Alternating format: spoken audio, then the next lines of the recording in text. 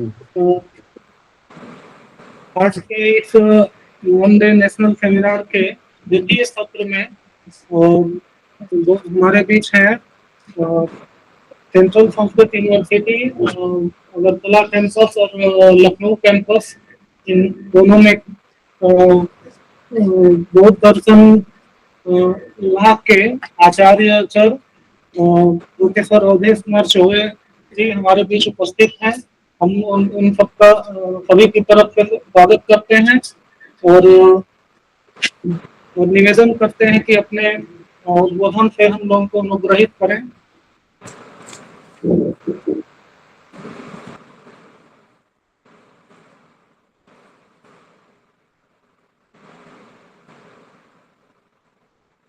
सर्वदृष्टि प्रहाणाय यः सद्धर्मम् अदेशयत् अनुकंपामुपादाय तं नमस्यामि गौतमम्। अनिरोधम् अनुत्पादम् अनुच्छेदम् अशाश्वतम् अनेकार्थम् अनानार्थम् अनागमम् अनिर्गमम् यः प्रतीत्य समुत्पादम् प्रपञ्चोपशमम् शिवम् देशयामासु सम्बुद्धस्तं वन्दे वदताम्बरम्। या सर्वज्ञतया नयत्युत्तमम् शान्तेश्वरः श्रावकान् या मार्गज्ञतया जगद्धिकृता लोकार्थसम्पादिका सर्वाकारमिदं वदन्ति मुनयः विश्वं जया सङ्गता तस्यै श्रावकबोधिसत्त्वगणिनो बुद्धस्य मात्रे नमः बुद्धस्य मात्रे नमः बुद्धस्य मात्रे नमः।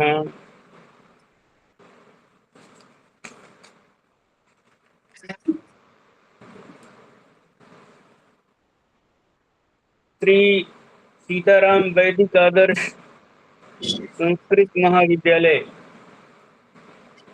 कोलकाता में आयोजित इस महत्वपूर्ण सेमिनार परिसंवाद गोष्ठी में इस द्वितीय सत्र में मैं अपनी बात शुरू करने से पूर्व सबसे पहले श्रद्धेय सीताराम दास ओंकारनाथ के महाराज के श्री चरणों में प्रणाम निवेदित करता हुआ और हम लोगों के बीच हम लोगों के अभिभावक के रूप में विद्यमान थे उस समय प्रोफेसर रमारंजन मुखर्जी सर, उनकी स्मृति को प्रणाम करता हुआ अपनी वाणी को प्रारंभ करता हूँ।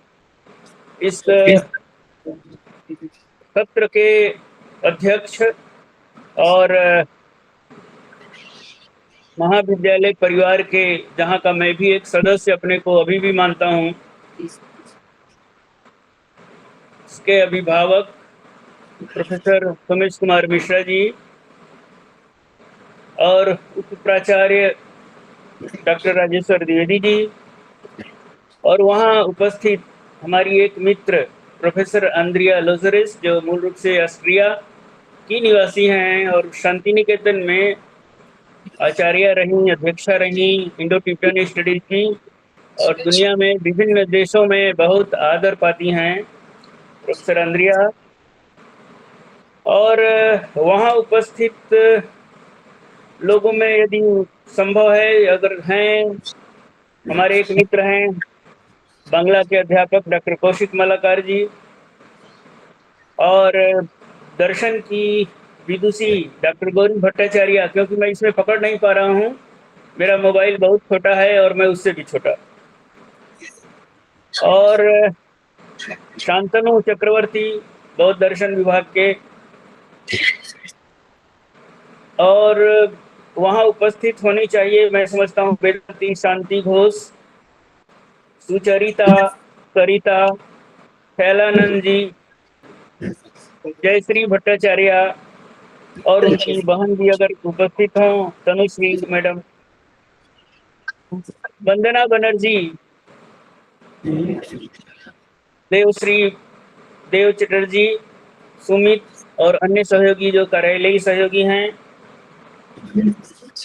लोकनाथ दास, शुभेंदु घोष, और ख्यालानंद जी, उपस्थित शोध छात्रगण, अन्य छात्रगण और मित्रों, मुझसे अपेक्षा की गई थी कि मैं बोलूं विपश्यना पर। जो साधना विधि है उसके प्रायोगिक पक्ष पर बोलूं, सिद्धांत उद्धांत पर ढेर बोलने की जरूरत नहीं है, क्योंकि उसके शब्दों से परिचय करना, फिर उसके भीतर जाना, वो एक जटिल काम है। तो मुझे भी लगा कि ठीक है, जो मुझे समझ में आता है बोल ही देना चाहिए। विपश्यना से ही शुरू करते हैं। बीच में इसकी विपश्यना करने से पूर्व आनापान करते हैं। आनापान 3 दिनों का अभ्यास होता है। तीसरे दिन के बाद फिर सिमटता है, तो फिर विपश्यना प्रारंभ होती है। और आजकल देश में जो उसके सबसे बड़े आचार्य हैं, सत्यनारायण गोयनका जी थे, उनके सानिध्य में मुझे कुछ सीखने का अवसर मिला था इगतपुरी में, जब वो जीवित थे। तो उसी ब्याज से मैं कुछ कुछ कहीं कहीं बोलता रहता हूँ। बाकी जो है सो वो तो आंतरिक होता है, उस पर बहुत कुछ बोलने लायक नहीं रहता। लेकिन विपश्यना है क्या, इस पर बात करते हैं। और इसका जो पूर्व पक्ष है, पूर्व पक्ष तो नहीं कहेंगे, प्रारंभ होने से पहले की जो हल्की साधना है उसका एक वीडियो क्लिप भी देखेंगे हम लोग, और उसके बाद आगे चर्चा करेंगे। पहले ये जानिए कि विपश्यना का मतलब क्या है।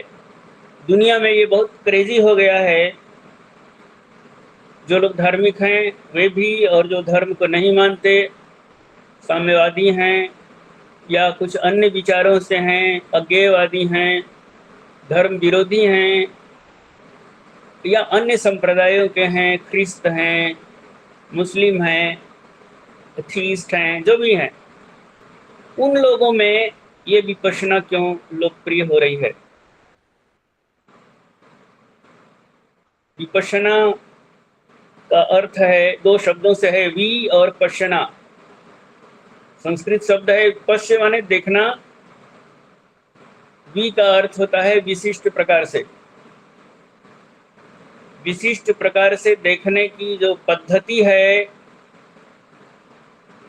वो जो दृष्टा है उसके द्वारा संपादित होती है, जो देखता है, जो साधक है। जो साधक नहीं है वो भी देखता है, अगर उसको उसकी ट्रेनिंग हो। वो जो देखना है वो क्या है, हम संसार को देखते हैं और उसमें से जो चीज़ बहुत अच्छी लगती है उसको अपना मानने की इच्छा होने लग जाती है। उसको अपना करके फिर परेशान हो जाते हैं, और तरह तरह के उपायों से उसको अपना बनाने की कोशिश करते हैं। वस्तुएं हो सकती हैं, सामग्री हो सकती है, लोग हो सकते हैं, भूभाग हो सकता है, देश हो सकता है। ये जो ममकार है, शास्त्र जिसको कहते हैं, हालांकि मैं सोचा था कि कुछ नहीं बोलूँगा। मैंपन की जो बात है हमारे भीतर, उसको बनाए रखने के लिए और उससे मुक्त होने के लिए, जो चीज़ हमें अप्रिय रहती है उससे मुक्त होना, और जो प्रिय है उसको बार बार ग्रहण करना, उसमें आसक्ति बनाए रखना, राग पैदा करना, ये ऐसी चीज़ है जो धार्मिक हो, अधार्मिक हो, कुधार्मिक हो, सबको समान भाव से ग्रहण करना होता है। हमारी जो आसक्ति है, हमारे भीतर जो विषयों के प्रति, वस्तुओं के प्रति, किसी मतांतर आग्रह के प्रति, किसी भूभाग के प्रति जो अच्छा लगना, जो अपना मानना, इस तरह की जो आसक्ति है, इसका जो स्वरूप है, विपश्यना में ये सब खंडित हो जाता है।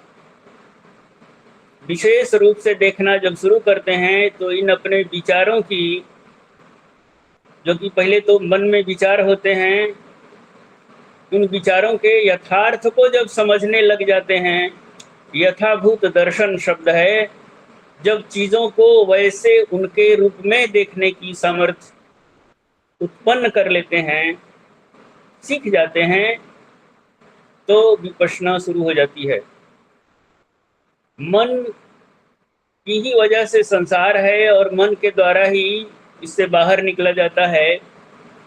मन में मनुष्याणाम कारणम बंध मोक्षयो जो कहा जाता है वो यहाँ भी सही है। मन के बंधने से ही बंधन होता है और मन को ही मुक्त करना होता है अपनी वासनाओं से, अपनी आदतों से, अपनी कुदृष्टियों से। तो जब करेंगे तो ये लेकिन होगा कैसे? मन का स्वभाव ये है कि या तो वो अतीत जीवी होता है या भविष्य की प्लानिंग करता है। वर्तमान में रहने की उसको ट्रेनिंग कभी नहीं मिली। हम जितने देर तक उठते बैठते रहते हैं, जागृत अवस्था में होते हैं, तो भी या तो अतीत की बातें सोचते हैं या भविष्य की योजनाएं बनाते रहते हैं। इन दोनों का जो जिसमें जी रहे हैं उससे कोई संबंध नहीं है।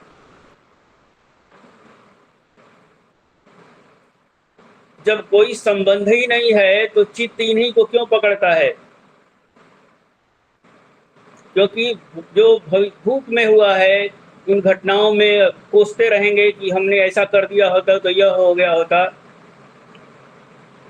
या ये नहीं हुआ तो ऐसा हो गया, जो सोचा था वो नहीं हुआ उसको लेकर भी अपने को ही कोसेंगे, या उसने ऐसा कर दिया, उसने हमको मारा, हमको पीटा, तो हम, या उसके घर वालों ने हमारे घर वालों को। तो राग और द्वेष शुरू हो जाता है अतीत को पकड़ करके, अथवा बाहर की जो योजनाएं, जो भी काल हमारे भीतर नहीं, हमारे साथ नहीं है, जो भविष्य में योजनाएं बनाते हैं हम चित्त के द्वारा, यानी चित्त भविष्य की प्लानिंग में लगा रहता है, यह कर दूंगा, वह कर दूंगा, तो ये हो जाएगा, वो हो जाएगा, और वो हो नहीं पाता है। तो न तो हम अतीत में जी पाते हैं न भविष्य में जी पाते हैं। जिसमें जी रहे होते हैं उसका तो सत्यानाश हो ही रहा है। तो विपश्यना वह पद्धति है जिसके द्वारा हम वर्तमान के प्रति सजग होना सीख जाते हैं, वर्तमान में रहना सीख जाते हैं। अब वर्तमान में रहना का मतलब क्या है? मुझे लगता है आनापान पर हम लोगों को पहले थोड़ी चर्चा कर लेनी चाहिए। मैं द्विवेदी जी से अनुरोध करूंगा कि वे आनापान का गोयनका जी के ही द्वारा एक प्रयोग है, छोटी सी क्लिप है, उसको सारे लोग देखें। चाहें तो आनापान इसी सत्र में सीख भी सकते हैं। 10 मिनट की क्लिप है, उसको प्रारंभ करें। द्विवेदी जी शुरू कर रहे हैं।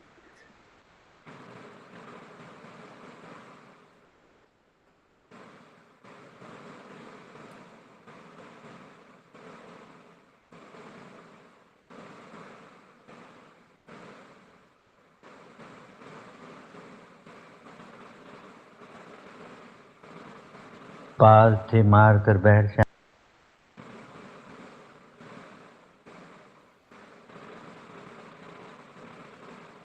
आओ 10 मिनट आनापान की साधना का अभ्यास करें।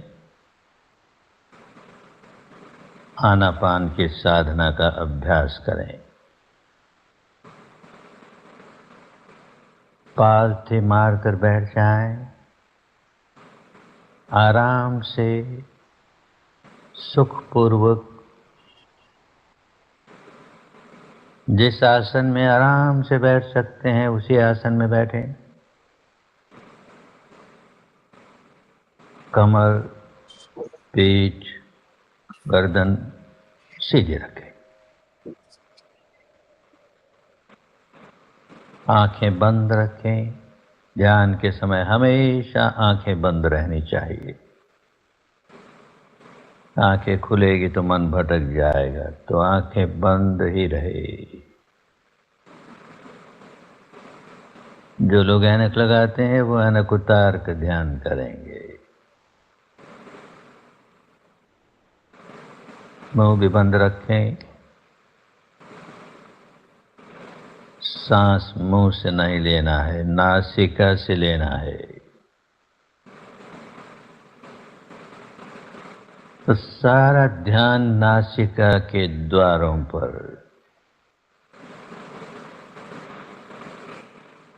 सारा ध्यान नासिका के द्वारों पर केंद्रित करके जानते रहें, सांस भीतर आ रहा है तो आ रहा है, बाहर जा रहा है तो जा रहा है, यही जानना है। बस इसे जानते रहें, निरंतरता से जानते रहें, बड़े ध्यान से जानते रहें। सांस बाएं नासिका में से गुजर रहा है या दाहिनी नासिका में से गुजर रहा है, या दोनों नासिकाओं में से गुजर रहा है, बड़े ध्यान से, बड़े ध्यान से जाने।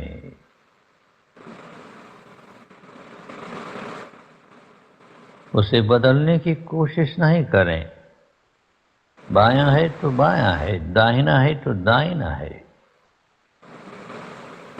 केवल जाने, केवल जानना ही है।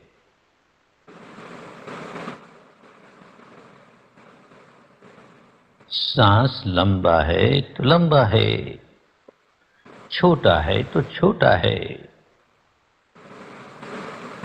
उसे भी बदलने की कोशिश नहीं करें। केवल जानना है, केवल जानना है। ये सांस आया, ये सांस गया, ये सांस आया, ये सांस गया। सांस से सांस पर मन लगा रहे, सांस से सांस पर मन लगा रहे।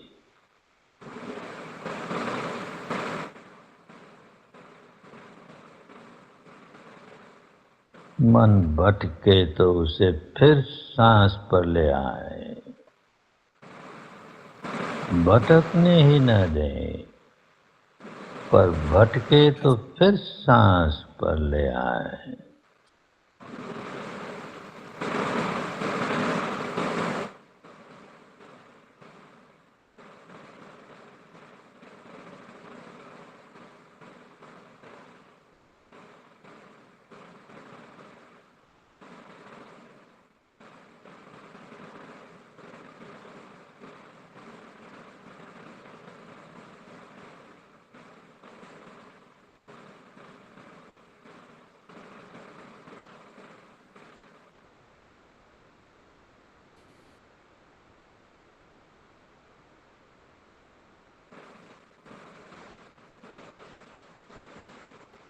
मन को नाक के दरवाजों पर लगाए रखें।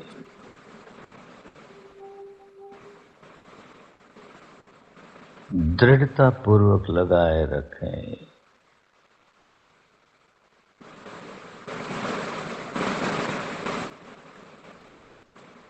एक पहरेदार की तरह,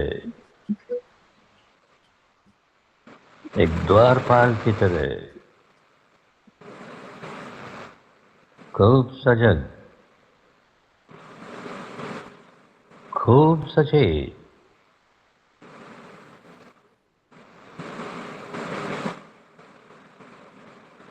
एक भी सांस बिना जानकारी के भीतर आने न पाए।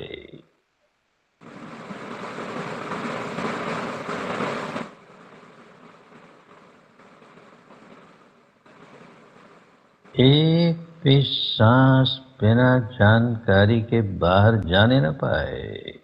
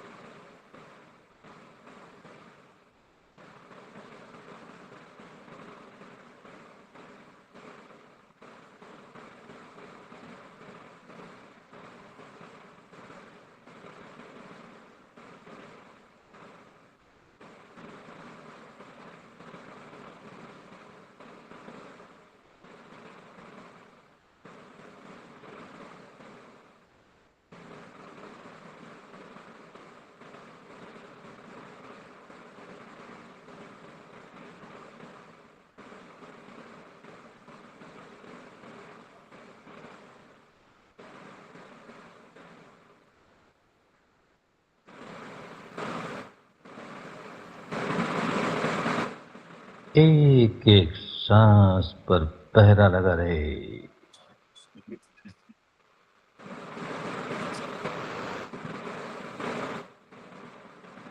एक एक सांस की पहरेदारी होती रहे। खूब सजग,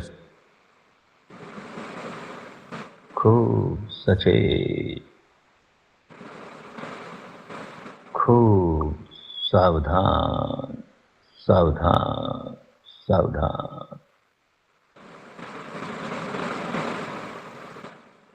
अपने ही सांस के प्रति सावधान, सांस के आवागमन के प्रति सावधान।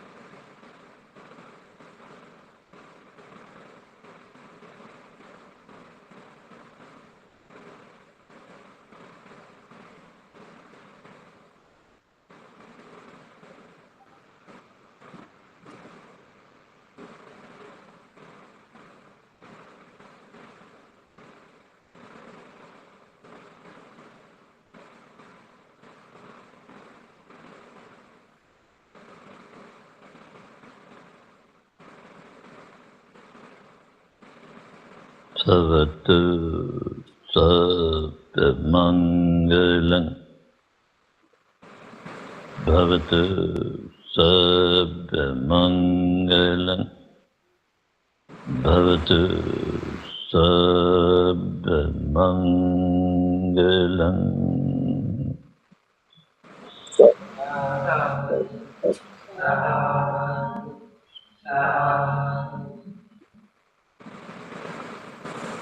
बहुत अच्छे, बहुत अच्छे। विश्राम करो, विश्राम करो।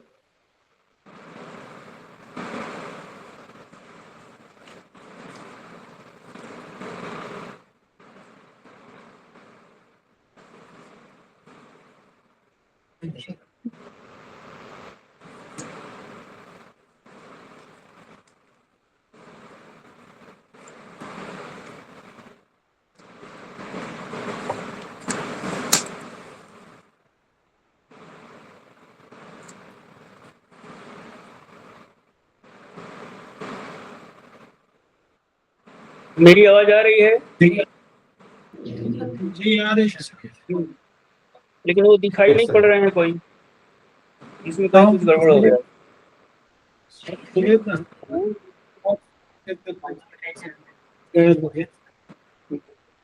पहले लगा दीजिए, इसको लगा के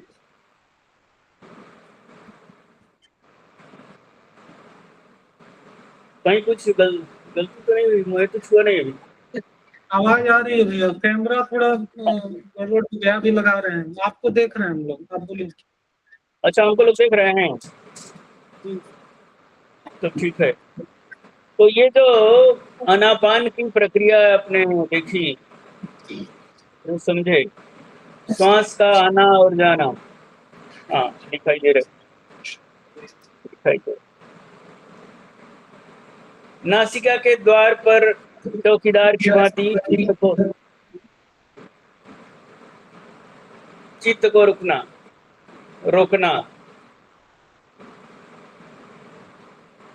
आवाज आ रही है? जी जी ठीक है, ठीक है। तो ये जो देखना है, इसमें हम ये जान पाते हैं कि श्वास आ रही है, जा रही है, लेकिन बीच बीच में 1-2 क्षण, 5 क्षण रुक करके फिर वो दिमाग में कोई नई चीज उभरती है, तो गुरुजी डंडा गिराते हैं कि देखना रे, दिमाग तुम्हारा इधर उधर जा रहा है, श्वास पर रखो, श्वास को थोड़ा लंबा कर लो। जब चित्त इधर उधर भटकता है नासिका के द्वार से इधर, तो श्वास को लंबा करने के लिए कहा जाता है। और लंबी श्वास जब आप लेते हैं तो आपका चित्त पुनः अपने नासिका द्वार पर आ जाता है। ये क्रम धीरे धीरे बढ़ाते जाते हैं तो ये पता चलता है कि नासिका जहाँ पर मूछें होती हैं पुरुषों की, नासिका के द्वार के पास, वहाँ वाइब्रेशन का महसूस समझ में आता है। वाइब्रेट करती है वो जगह, वहाँ स्पंदन होता है। स्पंदन होने लगा, इसका मतलब है कि चित्त थोड़ा ठहर रहा है। और विपश्यना में चित्त की सबसे अधिक भूमिका है। तो जब चित्त ठहरने लग गया तो अब कहते हैं कि नासिका के भीतर का जो तिकोना क्षेत्र है उसकी ओर अनुभूति करिए, श्वास को आने जाने दीजिए और महसूस करिए कि उसमें क्या हो रहा है। पता चलता है कि किसी किसी को पसीना हो रहा है, किसी किसी को ठंडक महसूस हो रही है, किसी को गर्मी महसूस होती है। कोई निश्चित नियम नहीं है कि किसको क्या होगा। देख रहे हैं दाहिने लीवर से वायु निकल रही है, जा रही है, और उधर उसमें कुछ कलकलाहट हो रही है, खुजली हो सकती है, तमाम तरह की बातें उसमें हो सकती हैं। इसका मतलब ये है कि आपकी ठीक चल रही है श्वास और आपका चित्त वहाँ है, और भांति भांति की अनुभूतियाँ होने लग जाती हैं उसमें। उसमें कोई कल्पना की जरूरत नहीं पड़ती, उनको देखने की जरूरत होती है, अनुभव करने की जरूरत होती है। ठंड आ रही है, गर्मी आ रही है, इतना तो निश्चित समझिए कि जब हम सांस भीतर ले जाते हैं तो वो ठंडी होती है अपेक्षाकृत, जब बाहर फेंकते हैं तो भीतर से जब जाती है तो वो गर्म होती है। ये तो सामान्य रूप से सबको होता है, लेकिन इसके अलावा जब अभ्यास गाढ़ा होता है, गंभीर होने लग जाता है, तो अनुभूतियों का स्वर बदलने लगता है। उसका कोई स्पेसिफिक रूल नहीं है कि ऐसा ही होने लगेगा, क्योंकि हर व्यक्ति अपने कर्मों के बंधन से जकड़ा हुआ है। इसलिए अनुभूतियां सबकी अलग अलग प्रकार की होती हैं। ये एक दूसरी अवस्था है। इसके बाद जब इसमें रमने लगते हैं तो कहते हैं कि और आगे बढ़ो और देखो कि श्वास कहाँ जाकर टकराती है सिर में, और वहां से फिर वो भीतर की ओर जाती है।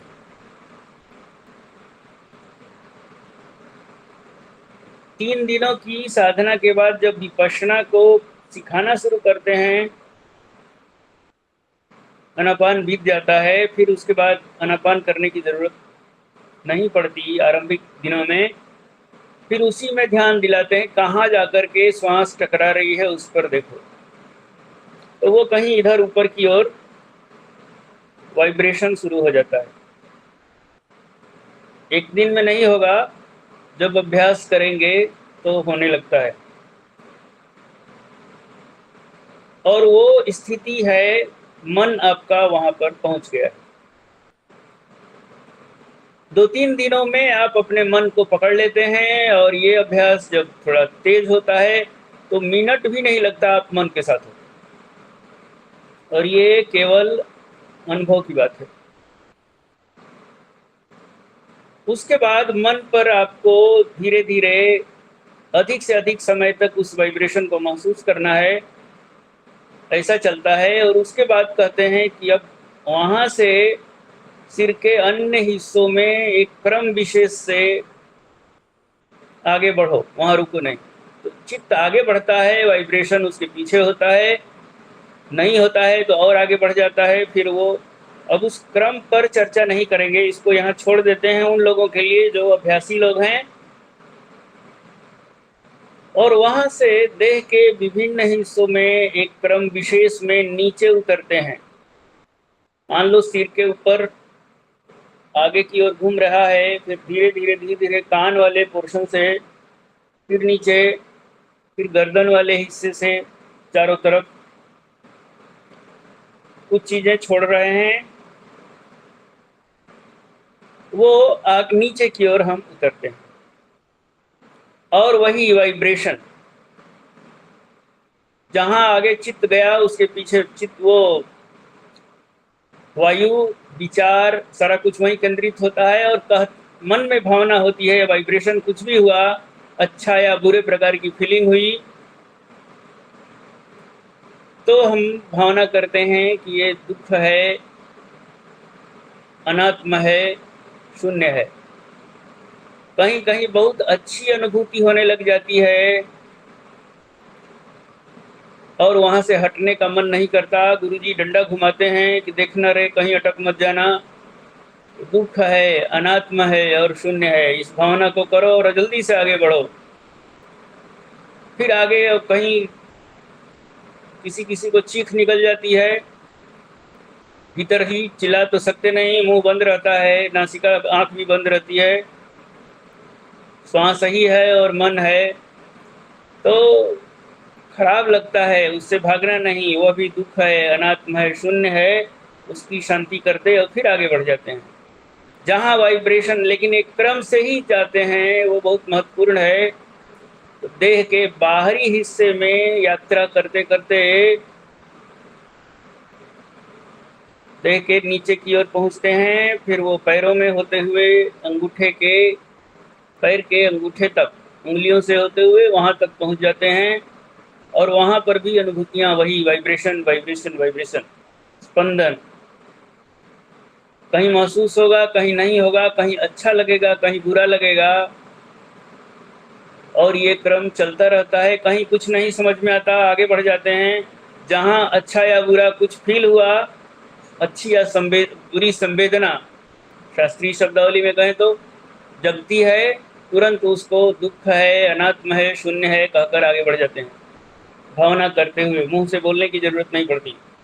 और ये क्रम चलता है नीचे से, फिर वो अंगूठे से होते हुए जिस क्रम से नीचे उतरे थे देह में, देह के बाहरी हिस्सों में, उसी क्रम से उन बाहरी देह के हिस्सों की परिक्रमा करते हुए फिर ऊपर सिर के पास जहाँ से शुरू हुए थे वहाँ पहुँचना होता है। और इसमें घंटा 1.5 घंटा, आरंभ में तो ज़्यादा टाइम लगता है, बाद में 40, 42, 45 मिनट लग ही जाते हैं आने जाने में, एक यात्रा के क्रम में शरीर की। और ये क्रम चलता रहता है। वाइब्रेशन जहाँ जहाँ शांत हो जा रहा है, दूसरी जगह फिर पकड़ता है, बाहरी हिस्सों में ही होता है, समय लग जाता है। बीच बीच में चित्त कहीं दूसरी ओर भटक गया तो भी गुरुजी डंडा घुमाते हैं, देखना रे, कहीं बाहर नहीं जाना, श्वास को फिर तेज करो, जहाँ थे वहाँ से फिर आगे बढ़ो। भूल जाते हैं कहाँ से गए थे तो फिर से शुरू करते हैं। और ये दंड चलता रहता है आगे की ओर। फिर वो नीचे अथवा ऊपर, उस क्रम को नहीं छोड़ना चाहिए।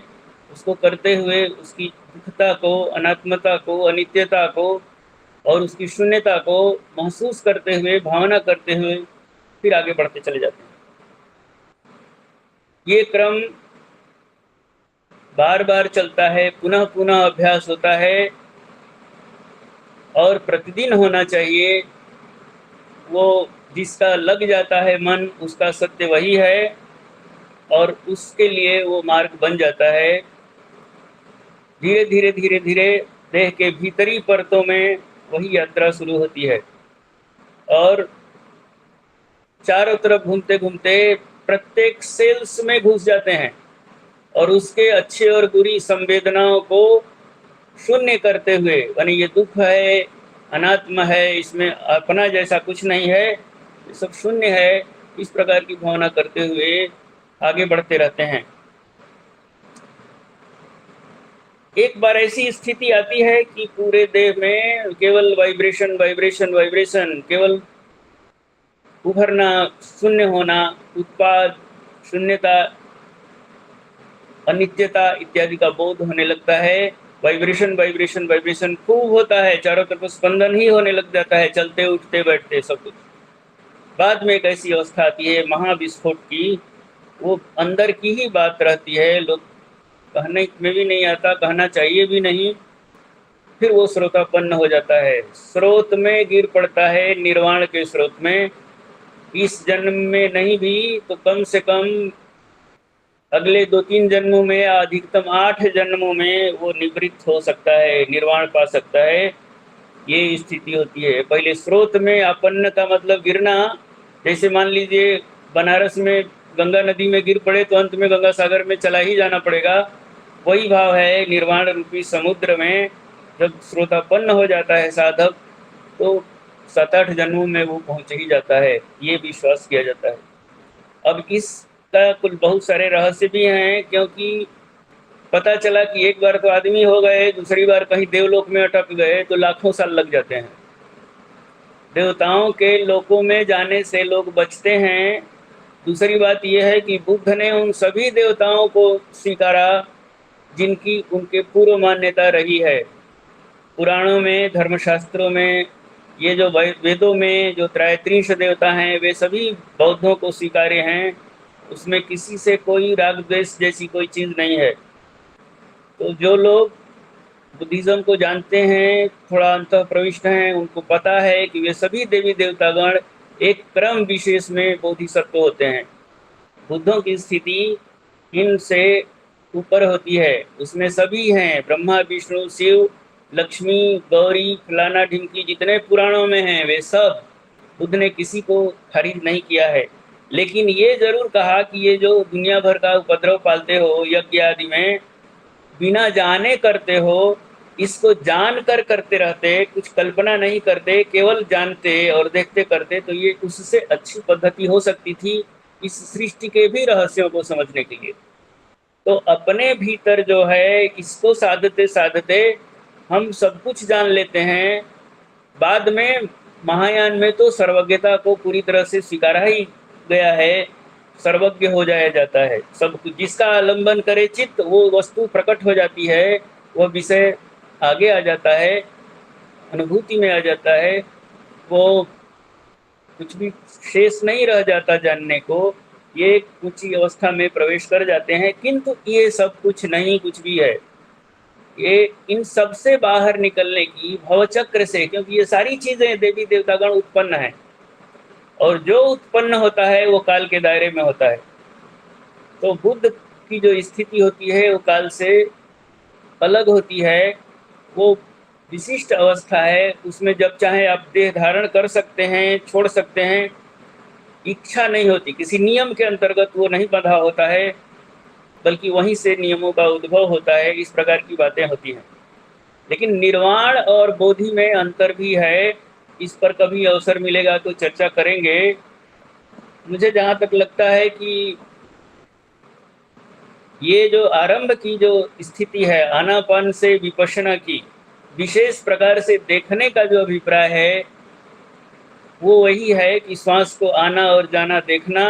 वर्तमान में जीने का मतलब है श्वास को पकड़ लेना और श्वास में स्थित होना ही वर्तमान है। फिर इधर और उधर जो हम सोचते रहते हैं आगे और पीछे का, वो उतना प्रामाणिक नहीं है, वो साधना के लिए उपयोगी नहीं है जितना वर्तमान में जीने का नाम है विपश्यना। यथार्थ ज्ञान के लिए, यथार्थ बोध के लिए, और उसमें अगर कुछ जिज्ञासा होती है, जिज्ञासा का आलंबन करता है तो उसको वो योगी जान पाता है। लेकिन ये आरंभ में ये सब कुछ नहीं होता। आरंभ में तो इन्हीं विधियों में होकर के जीना पड़ता है, उसी को साथ रखना पड़ता है। चलते फिरते उठते बैठते भी विपश्यना हो सकती है। राग द्वेष और मोह को पहचानने की सामर्थ्य आ जाती है। जब कोई चीज़ उभरती है भीतर से, कोई आवेग उभरता है, तुरंत चित्त उसको पकड़ लेता है कि ये क्रोध उभरा है, बस उसी पर विपश्यना शुरू करता है तो वो खत्म हो जाता है।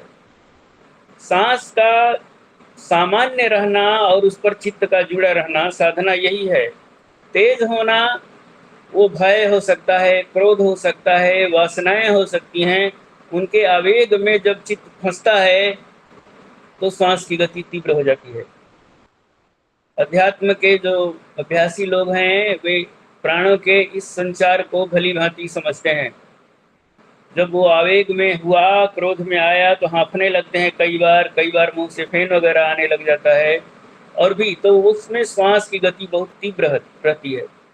जहाँ तीव्र हुई उसके उद्गम को पहचानता है साधु, योगी, अभ्यासी जो कहिए, और तुरंत वहाँ पर विपश्यना शुरू कर देता है। वो चीज़ पलायित हो जाती है, लुप्त हो जाती है। तो जब अभ्यासी होते हैं विपश्यना में, जब बहुत ज़्यादा अंतः प्रविष्ट हो जाते हैं तो ये सब चीज़ें नहीं उभरती। उनका चित्त शांत और उनके अगल बगल बैठने वाले लोगों का भी मन में शांति शुरू हो जाती है। इससे ये समझ में आता है कि ये जो एक साधु है वो इन्वायरमेंट को कैसे प्रभावित करता है। वो जो भी उनके संपर्क में आते हैं वे लोग उनके प्रति अनुरक्त हो जाते हैं, फिर सीखने की इच्छा हो तो वो सीखने भी लग जाते हैं। तो एक के होने से कई लोगों का भला होता है। वहाँ के पेड़ पौधे पशु पक्षी वे सभी बहुत प्रभावित होने लग जाते हैं। इगतपुरी जाइएगा तो ऐसी बहुत तरह की अनुभूतियों से होकर गुजरना पड़ सकता है जो सामान्य जीवन में घटित नहीं होती हैं, और फिर आपको लगेगा कि आखिर हुआ कैसे। वो आश्चर्य बुद्धि के लिए प्रश्न है, साधक के लिए वो कुछ नहीं है, किंतु अनुभूतियां जब होती हैं तो विश्वास बढ़ता है। मुझे लगता है कि विपश्यना को इसी अर्थ में देखना चाहिए, वर्तमान में जीना, वर्तमान में रहना और उसके लिए श्वास का आश्रय लेना। जिस क्षण श्वास को लेते हैं हम न अतीत में होते हैं न अनागत में, बशर्ते श्वास को लेते हुए चित्त जो है वहाँ उपस्थित रहे। तो मैं इसको यहीं पर समेटता हूँ। मुझे लगता है कि इससे ज़्यादा होगा तो ज़्यादा ही हो जाएगा। अब कोई जिज्ञासा अगर हो तो आगे बात की जा सकती है। धन्यवाद। कुछ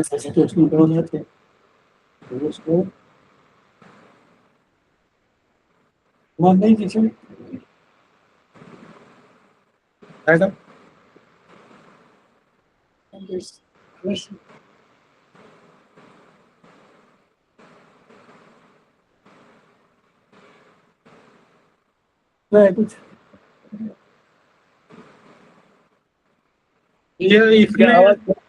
जो मैंने विपश्यना में जब प्रत्येक ऑर्गन अथवा प्रत्येक अंग में मन को ले जाके उसमें अनात्मत्व का मैंने बोध कराना होता है, तो वो अनात्मत्व क्या वेदांत वाले अनात्मत्व से अलग है या किस तरह का वो अनात्मत्व होता है? वेदांत में वो देह के विभिन्न हिस्सों में मूवमेंट की बात नहीं है। विपश्यना में देह के विभिन्न हिस्सों में प्रत्येक सेल में जाना और उसमें जो अनुभूति पहले से इकट्ठा है उसका उद्भव होता है, वो खुलती है, इसलिए अच्छा या बुरा अनुभव होता है। तो उन अच्छे और बुरी अनुभूतियों को अनात्म है, उसमें कुछ हमारी अनुभूति है ऐसा ये नहीं है। वो था कोई कर्म, वही इकट्ठा था। वो दुख स्कंद है, दुख का रूप है, वो शांत हो जाए, वो शून्य है, ये भावना करनी पड़ती है। चाहे वो अच्छी अनुभूति हो या बुरी हो, दोनों अपनी नहीं है। वो जो कर्म है उनके परिणाम हैं, इसलिए वे दुख रूप हैं। वो शांत हो जाएं, ये भावना करनी पड़ती है, और वो शून्यता उसी को कहते हैं। वो शून्य है, अनात्म है, शून्य है, दुख है, कह करके आगे बढ़ जाते हैं, वहां रुकते नहीं हैं। देह के विभिन्न हिस्सों में अच्छी और बुरी प्रकार की अनुभूतियों को सेल के रूप में, जिसको साइंस वाले कहते हैं, उसको ये लोग उसको सेल को कहेंगे कि ये वहां पर वो इकट्ठा है संवेदना। पिछले जन्म में जो भी हमने कर्म किए होंगे उसी के परिणाम स्वरूप वैसा है। किसी को डील निकल जाता है, किसी को कोई घाव निकल जाता है, किसी को कुछ भी हो रहा है, उन सभी से के भीतर घुसना होता है। चित्त को सब जगह जाना पड़ता है, चाहे घाव हो, कैंसर हो, हेन हो, तेन हो, जो भी हो, उसको उसके दुख को महसूस करते हुए उसको शून्यता को भावित करते हैं। कई बार उसमें बीमारियां नई नई उभर भी जाती हैं, पुरानी बीमारियां खत्म भी हो जाती हैं। ये देह के साथ चलता रहता है, किंतु लोग छोड़ करके भाग जाते हैं कई बार, क्योंकि पुरानी व्याधियां इस जन्म की, पुराने जन्मों की उभरती हैं तो घबराहट होती है। बाद में वो डॉक्टरों के पास जाते हैं। ये मार्गी लोग कहते हैं जो इस मार्ग में पड़े हुए हैं कि उसको उसी मार्ग से शांति हो जाती है, ठीक हो जाता है। उभरने दो, उभर जाता है तो, लेकिन आदमी का मन है वो जल्दी से डॉक्टर के पास चला जाता है। कुछ लोग अभ्यास बीच में रोक देते हैं, छोड़ देते हैं।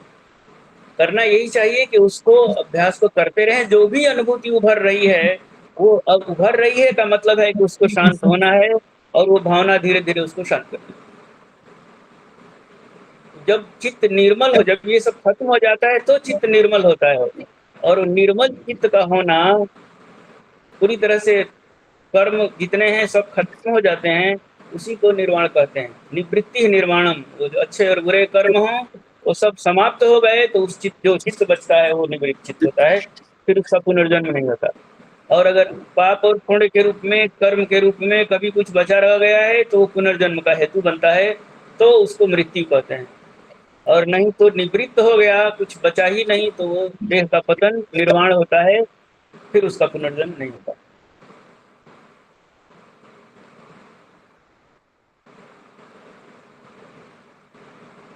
आनापान का सटीक समय क्या है? आनापान का सटीक समय क्या है? प्रातःकाल में या सायंकाल? फिर से वो आनापान का आनापान का सटीक समय क्या है? उचित समय क्या है? हाँ, अभ्यास टाइम, प्रैक्टिस करने का टाइम। सुबह शाम करिए। आनापान का समय पूछ रहे हैं। समय कभी भी आप कर सकते हैं, वैसे नहा धो करके कायदे से बैठ करके करिए तो अच्छा है।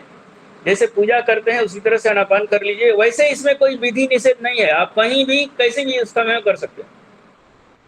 ठीक है, उसमें कोई वैसा कुछ नहीं है। करते रहिए, फिर धीरे धीरे आगे की ओर बढ़ते हैं। भोजन करने के बाद भी कर सकते हैं, पहले भी कर सकते हैं। जैसे कि बोले था कि कर्म समाप्त होने से स्वजन्म नहीं मिलता है। एक बात अवतर करते हैं अपने वेदांत में, जैसे कि कोई कोई कर्म समाप्त होने से भी सुनाई नहीं पड़ रहा है साफ साफ।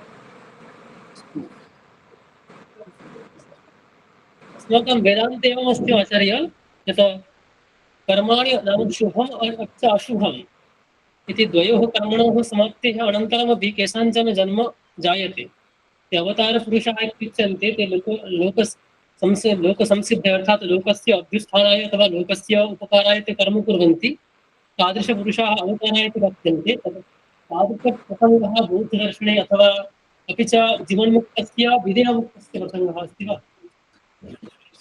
हाँ जीवन्मुक्त अपि च विदेहमुक्तेः।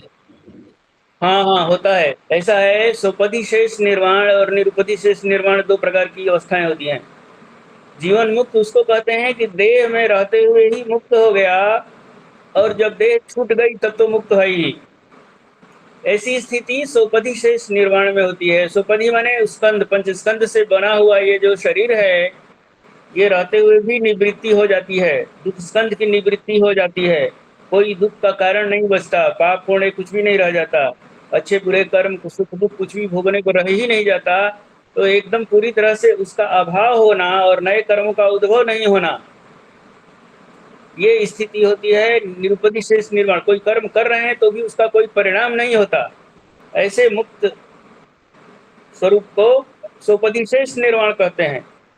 और उस निवृत्ति का माने उपदि का निवृत्त हो जाना, देह का पतन हो जाना, निरुपदी शेष निर्वाण है। माने वो फिर दोबारा उसका जन्म नहीं होगा, क्योंकि जन्म के लिए कोई न कोई कर्म संस्कार बचा रहना आवश्यक है। ऐसे बहुत सारे संत महात्मा अन्य परंपराओं में भी पाए जाते हैं, जो कोई न कोई एक दोष बचा कर रखते हैं, क्योंकि देह रहना है। छूट गई, वो भी खत्म हो गया तो देह में रुकना खत्म हो जाता है। जैसे वो रामकृष्ण परमहंस देव के बारे में प्रसिद्धि है कि कहते थे कि 21 दिन अगर संप्रज्ञात समाधि में, असंप्रज्ञात में रहे तो देह में रुकना संभव नहीं होता, छूट जाता है। 8 कला तक सारे देवतागण चुक जाते हैं। वो देवताओं से ऊपर की स्थिति में वैसे भी होता है, छूट जाएगी देह। तो वो यहाँ भी वही है कि सोपदी शेष निर्वाण होता है।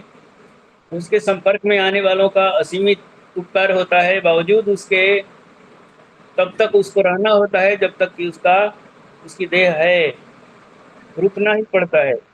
तो उस कर्मों का फिर परिणमन नहीं हो पाता। वो जहाँ है वहीं खत्म होते चले जाते हैं। खत्म होता है जब देह समाप्त होती है तो निरुपदी हो जाता है, वो निवृत्त हो जाता है। उसका फिर पुनर्जन्म होने का कोई हेतु नहीं रहता। आप यही पूछ रहे थे या कुछ और? क्योंकि बीच बीच में शब्द गायब हो रहे थे। वहाँ भी प्रसंग है बौद्ध में, और अवतार तत्वों के बारे में पूछ रहे थे। क्या अवतार तत्वों के बारे में कुछ पूछ रहे थे। अवतार, हाँ, महायान में यही जाकर के आकाशस्य स्थिति यावत् यावत् च जगत स्थिति तावन्मे स्थिति भूयात् जगत दुखानि निघ्नतः। बोधिचर्या अवतार में आचार्य शांतिदेव ने अंतिम कारिका कही है। कहते हैं कि जब तक संसार की स्थिति है, संसार की स्थिति तब तक रहती है जब तक आकाश की स्थिति हो। श्रुति कहती है तस्मात् तस्मात्वा आकाशो संभूतः, आकाश संभूत होता है, आकाश उत्पन्न होता है तो आकाश को नष्ट भी होना होता है। ये कह रहे हैं कि जब तक आकाश की स्थिति है तब तक जगत की स्थिति रहेगी। तावत च जगत स्थिति ही, तब तक लोक की जगत की स्थिति रहेगी। तावन में स्थिति भूयात, आचार्य शांतिदेव कहते हैं तब तक मेरी भी स्थिति हो। काहे को हो? कहते हैं जगत दुखानि निघ्नतः, जिससे मैं जगत के अशेष प्राणियों के दुख का समापन करने में अपने आप को अर्पित कर सकूं, इसलिए आकाश की स्थिति होने तक हमारी स्थिति होवे। ये अनुशासन भी है, ये आदेश भी है, उपदेश भी है, भावना भी है। जो कहिए, अलग अलग संप्रदायों में इसको अलग अलग शब्दों से कहेंगे। साधु तब तक रुकते हैं तो अवतरित होते रहते हैं, एक देह से दूसरे देह में, एक लोक से दूसरे लोक में यात्रा चलती रहती है। और वो जैसे अभी टिबेटन बुद्धिज्म में रिम्पोछे कहते हैं, जैसे दलाई लामा, तो ये पूर्व जन्म के सिद्ध लोग आगे की साधना करते रहते हैं, वो अटकते नहीं।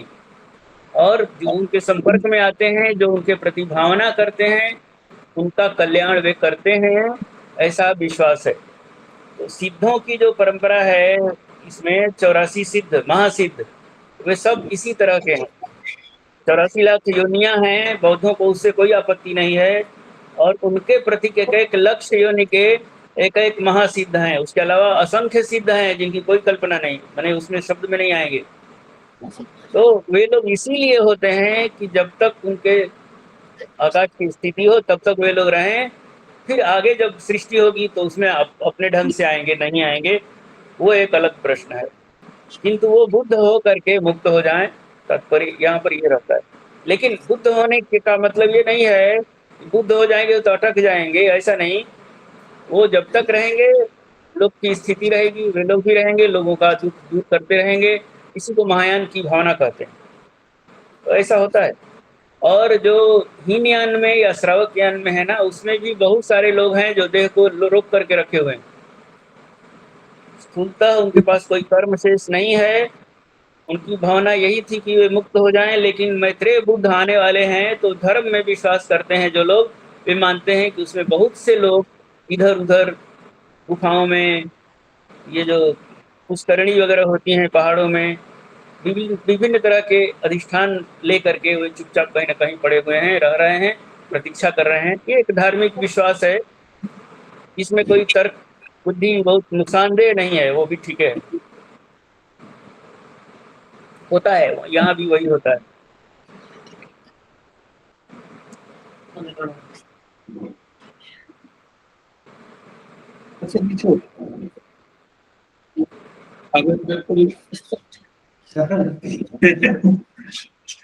सुनाई नहीं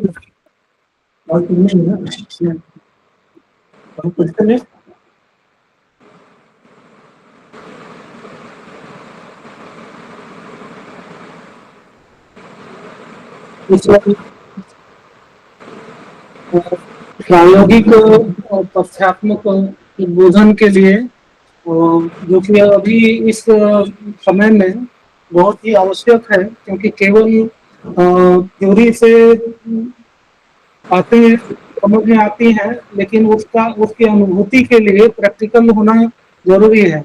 और इस सत्र में हमने प्रैक्टिकली चीजों को अनुभव किया।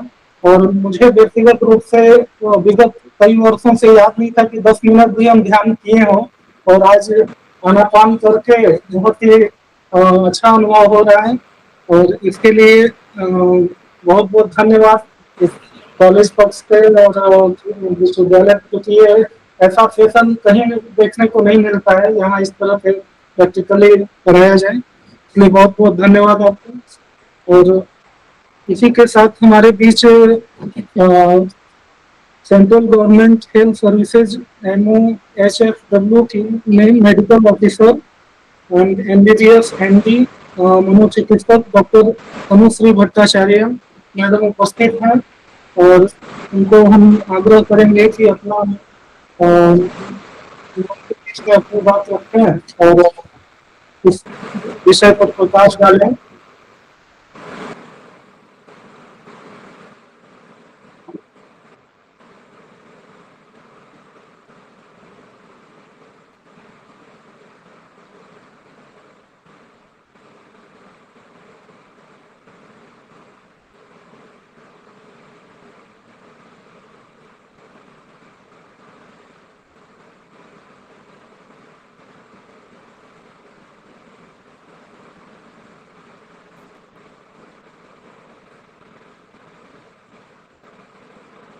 हमारी आवाज पहुंच रही है? जी हाँ, आ रही है। Okay.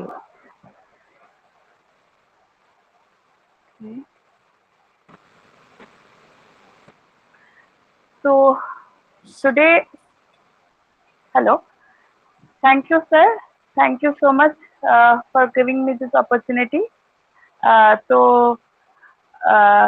Today I will be discussing on the role of meditation in stress and in other psychological disorders.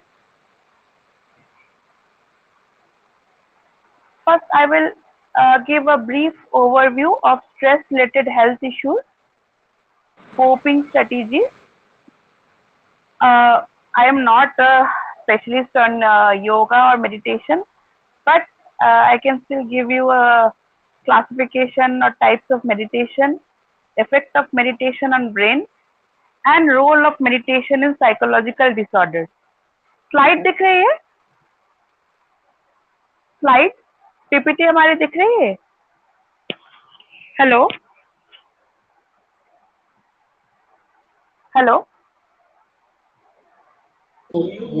हाँ दिख रही है मैडम। दिख रही है ना? Okay okay. एक्चुअली अभी हट गया है। हाँ। So what is stress? Stress is basically our body's response to any demand or challenge. It triggers both physiological and emotional reactions. मतलब हमारे बॉडी को या हमारे साइकी को कोई चैलेंज दिया गया एंड हम उस पर कैसे रिएक्ट करते हैं, so that is basically a stress. Stress में बी शॉर्ट टर्म और acute. स्ट्रेस में बी chronic. Acute stress is actually helpful. कैसे हेल्पफुल है? एग्जाम से पहले 31 मार्च से पहले जो स्ट्रेस होता है ना, वो डेडलाइन वाला, वो acute स्ट्रेस होता है. वो अगर नहीं होता तो हम ना तो एग्जाम के लिए ठीक से पढ़ते, ना तो डेडलाइन को कंप्लीट करने के लिए सोचते. लेकिन जो क्रॉनिक स्ट्रेस है, यही स्ट्रेस साल भर रहे, महीना भर रहे, एकदम 4-5 महीना रहे, तो that is harmful. Acute stress helpful इसलिए होता है, थोड़ा एंजाइटी, थोड़ा स्ट्रेस के बिना परफॉर्मेंस अच्छा नहीं होता. ओके तो हमारा बॉडी बेसिकली 2 टाइप में रिस्पॉन्स करता है, या तो फाइट करता है या तो फ्लाइट करता है. या तो इधर इट फाइट द चैलेंज और इट ट्राइज टू एस्केप. दोनों में जब स्ट्रेस हम करते हैं, स्ट्रेस को सामना करते हैं, तब 2 टाइप का हार्मोन हमारे बॉडी में रिलीज होता है, कॉर्टिसोल और adrenaline.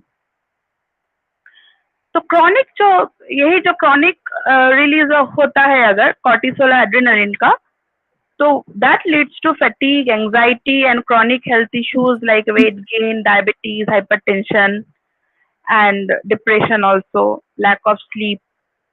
So that's why balance and recovery are very important for your long-term well-being. Now, how can we recognize the signs of stress? बहुत common symptom है headache, chronically headache होना, fatigue लगना, नींद नहीं आना, एकदम मसल एकदम दर्द होना, गर्दन में दर्द, सर में दर्द, हाथ पाँव में दर्द बिना कोई वजह से। नेक्स्ट है इमोशनल कुछ सिम्टम्स है, जैसे हर समय चिड़चिड़ापन, इरिटेबिलिटी, एंग्जाइटी, बिना बात का ऐसे एंग्जाइटी होना, हमको समझ में भी नहीं आ रहा है कि कोई प्रॉब्लम तो है नहीं, लेकिन ऐसा कोई कुछ हलचल सा लग रहा है, कोई पल्पिटेशन हो रहा है। क्रॉनिक एक लो मूड है, अच्छा नहीं लगता कुछ भी, जो पहले अच्छा लगता था वो आजकल उसमें आजकल मन नहीं लगता।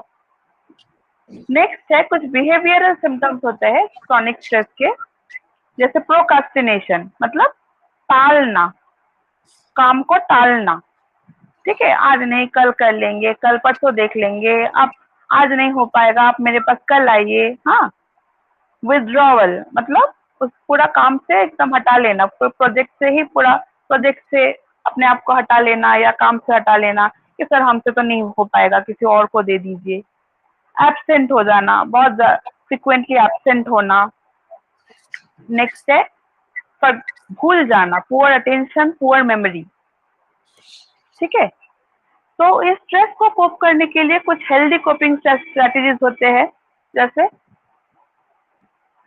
प्रायोरिटाइज योर टास्क, मतलब जो हमारे कंट्रोल में है उस पर पहले फोकस करें। सब कुछ तो हमारे कंट्रोल में होता नहीं है, जो हमारे कंट्रोल में है पहले उसको संभाल ले।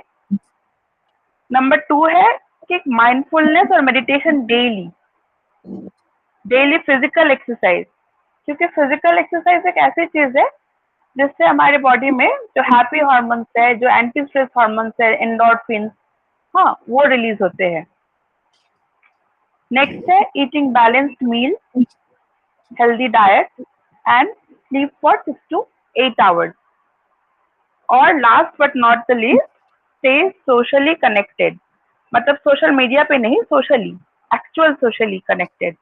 हम मीडिया पे ज्यादा कनेक्टेड होते हैं आजकल और एक्चुअल कनेक्शन कम होता जा रहा है। तो जो बात, जो प्रॉब्लम शेयर करने के लिए भी अब आदमी नहीं मिलते हम लोगों को, है ना।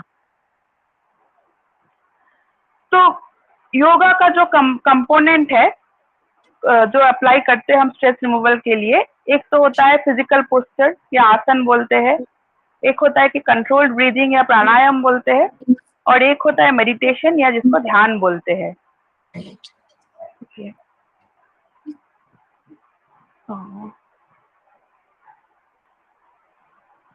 सॉरी, हाँ, तो क्या क्या टाइप का मेडिटेशन कॉमनली हम साइकोथेरेपी में यूज करते हैं? Overall meditation can be broadly classified into the following. एक है फोकस्ड अटेंशन मेडिटेशन, मतलब sustained and selective attention on a chosen object, किसी चीज को या किसी बिंदु पे ध्यान देके, जैसे हम मेडिटेशन करते हैं उस पर ध्यान देके deep breathe in deep breathe out करते हैं, हाँ, that is focused attention meditation. इसमें क्या होता है कि our wandering mind is brought back to the selected object of attention, मतलब हम क्या सोच रहे हैं उस सोच पे गौर करना। दूसरा है open monitoring meditation, means the state of insight and awareness, paying attention to anything like मैं क्या सोच रही हूँ, मैं क्या फील कर रही हूँ, मेरा इमोशन क्या हो रहा है, sadness, happiness, anger, irritability, hopeless, कुछ भी क्या इमोशन हो रहा है, विदाउट जजिंग इट। हम जज नहीं करेंगे, सिर्फ क्या हो रहा है, क्या सोच रहे हैं, दिमाग में क्या आ रहा है, उस पर गौर करेंगे। Number 3 is mindfulness meditation. This is the most extensively used in meditation technique with an integrated focused attention meditation and open monitoring meditation.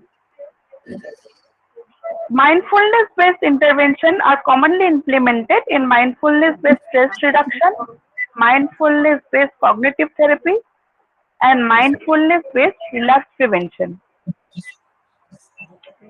Next होता है बॉडी माइंड मेडिटेशन, मतलब बोथ एक्सरसाइज और फोकस अटेंशन को combine करते हैं। tai chi, qigong और yoga common example है इस मेथड के। What are the advantages? they promote mental concentration, relieve pain, and modulate emotion. Next is transcendental meditation. It attempts to prevent distraction and reach a deep physical and mental relaxation by repeating a mantra silently. ये बहुत commonly PTSD में use किया जाता है, मतलब post traumatic stress disorder. और एक है बुद्धिस्ट टाइप का meditation, loving kindness meditation, designed to cultivate an unconditional kindness towards yourself and others. It is commonly used in both depression and schizophrenia. Now, how does meditation work? What are the biological mechanisms? Meditation can change brain structure, can adjust brain function. Meditation can reconstruct brain network and also preserve the homeostasis of autonomic nervous system. Now, coming to the first point, how it changes our brain structure. There are so many areas of brain which are structurally changed by regular meditation, like frontal cortex, which is related to metacognition. Metacognition means thinking about thinking. It helps to be aware of one's own learning and thought process. Thus, it helps in self-regulation and deeper learning. मतलब आत्मनियंत्रण and deeper learning. अपने ही सोच के बारे में हमको एक broad या deeper perspective देता है. Meditation brings changes to sensory cortex and insula. These areas are connected with body consciousness.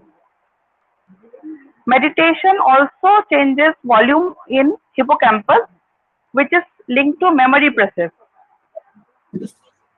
Meditation brings changes to anterior and medial cingulate cortex as well as orbitofrontal cortex, which are relevant to self-awareness and emotional regulation.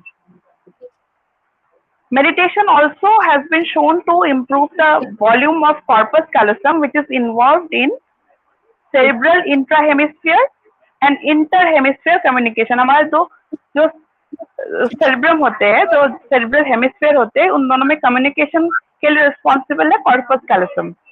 So meditation helps in increasing the volume of corpus callosum also. So these are the areas: hippocampus, cingulate gyrus, amygdala, then frontal lobe, temporal lobe, all are affected by regular meditation. Now, what are the brain activity and network changes brought about by meditation? There are many meta-analyses which elucidate the three regions of the brain: the caudate nucleus, the parahippocampus, and medial prefrontal cortex are activated when meditation practice was carried out. इससे क्या होता है? Caudate nucleus and putamen increase attention and decrease irrelevant information. तो हमको जिस पे focus करना है उसी पे हम फोकस कर सकते हैं, और जो आसपास का stray thoughts है, meditation helps to exclude those thoughts.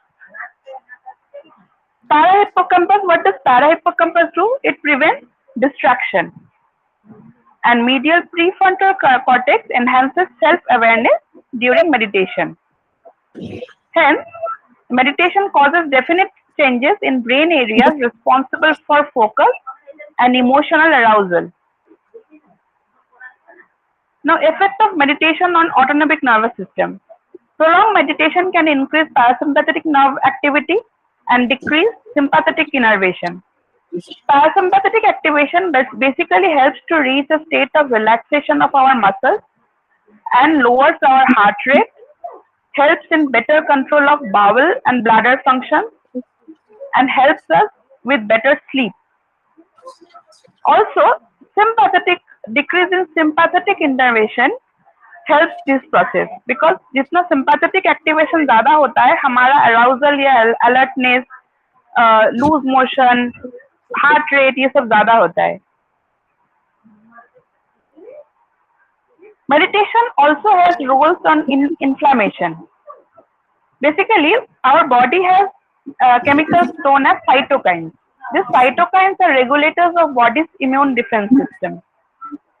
Now, meditation has been found to modulate the expression of inflammatory cytokines in various diseases, like interleukin downregulation in patients with fibromyalgia. Mindfulness decreases the level of interleukin-6 and tumor necrosis factor in glaucoma patients. Mindfulness also can diminish the level of C-reactive protein in people with high inflammation, especially those who are overweight or overstressed adults above 45 years. Meditation, long-term meditation has also been shown to modulate epigenetics. मतलब हमारे gene expression को भी change कर सकता है. हाँ, how? Basically, it slows down our aging process. The rate of epigenetic aging significantly slows during meditation. Thereby, meditation has effects on anti-aging. Our chromosome has a specific part called telomere. Telomere length is an indicator of cell aging and physiological stress, which gradually shortens during cell division. Each cell division के बाद telomere length कम होता जाता है और cell damage बढ़ता है. अगर telomere length ठीक रहे तो cell का age भी improve होता है. Okay. So this meditation basically prevents the breakage of telomere and preserves telomere length and thus helps in anti-aging process.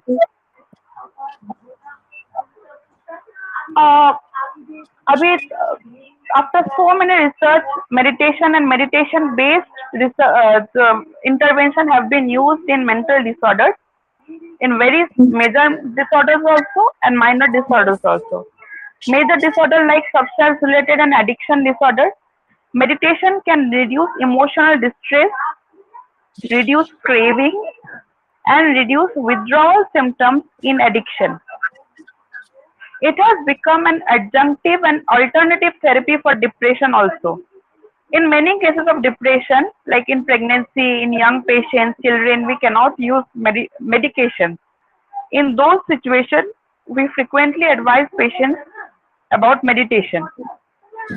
Also, in case of post-traumatic stress disorder, when a patient undergoes a significant traumatic life event, the patient continues to relive that event after even after 6 months, 1 year, and that is called post-traumatic stress disorder. So a patient experiences arousal, lack of sleep, depression, even suicidal thoughts. So that can be handled with regular meditation.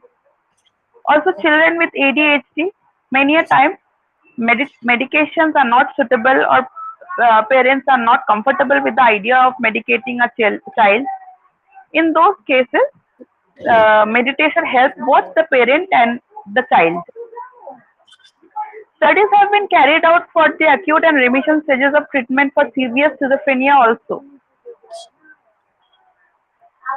Still, after medication, we need help, and when to seek help, we should also know that when there is persistent sadness, anxiety, or fatigue even after daily meditation or exercise, when there is difficulty functioning at home or at work, when there are physical symptoms without any explainable cause, when a person is feeling hopeless, overwhelmed, or suicidal, at that time, after meditation also, we have to consult a counselor or a psychologist or a psychiatrist. Thank you.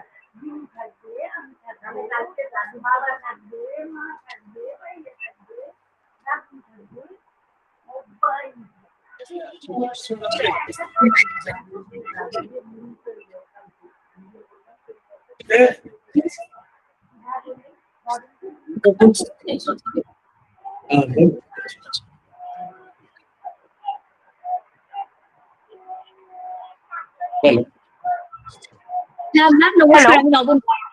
শোনা যাচ্ছে? হ্যাঁ, বলুন বলুন।